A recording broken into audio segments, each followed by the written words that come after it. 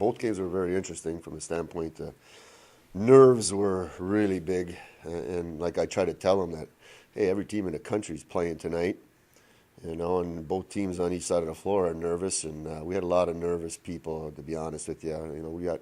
We got high expectations as to where we want to be, and we started out the Indianapolis game, and I didn't even recognize our team, to tell you the truth, for the first half. And we settled down, and we played a great second half against a good basketball team.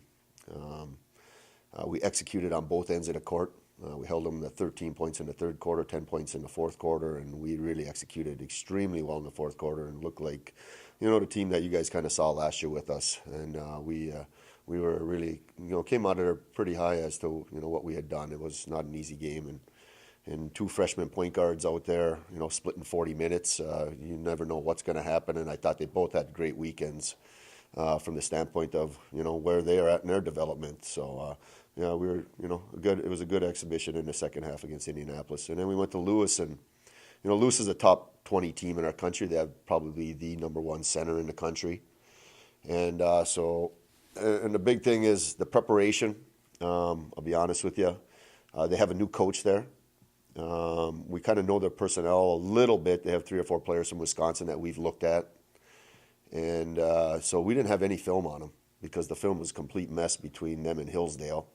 And we had no film, and we went in basically blind to the game. And it kind of affected our preparation for the day before and the day of the game as to getting us ready to play. And I didn't feel comfortable in the locker room before the game that we were mentally prepared. And once the game started, even though, they jumped out on a 10-2 lead on us, I didn't feel comfortable.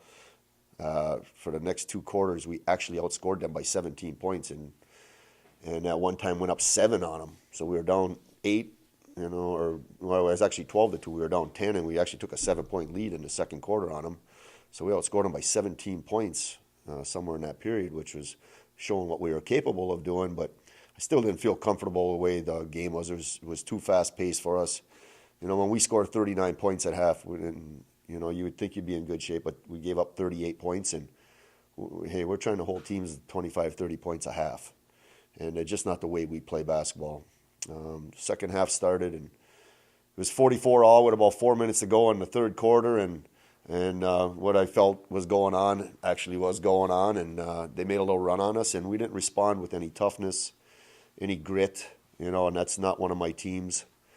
And we showed some signs of some weakness out there, and it kind of blossomed into the start of the fourth quarter, and I just made a wholesale substitution and said, you guys aren't playing hard enough to win, so let's just, we're going to take our lumps right now, and we did. So, but I think we had a great film session yesterday. I think they saw, what it's going to take to be, a regional contender, and one of the better teams in our conference. So this weekend's going to be a big one for us, is to see what we learned from, our exhibition in the second half over there at Lewis. Do you like to go back-to-back games, or do you like to have a break? I need, personally, myself, I need a break because I'm big into film. I'm big into watching the other team. I'm big into preparation. I'm big into giving our girls as much time that I can show them is how we need to defend every single step that they take.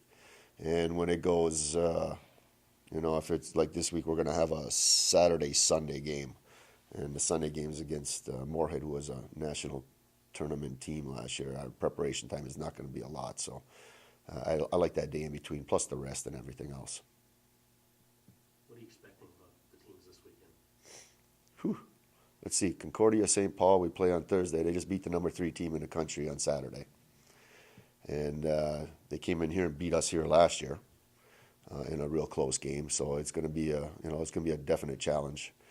Crookston has been an improving program over the years and gave us a real battle here last year. I think we won by 5 or 6.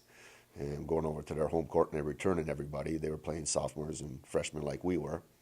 And like I said, Moorhead's returns everybody off of a national tournament team last year. So I told you our non-conference schedule is just brutal.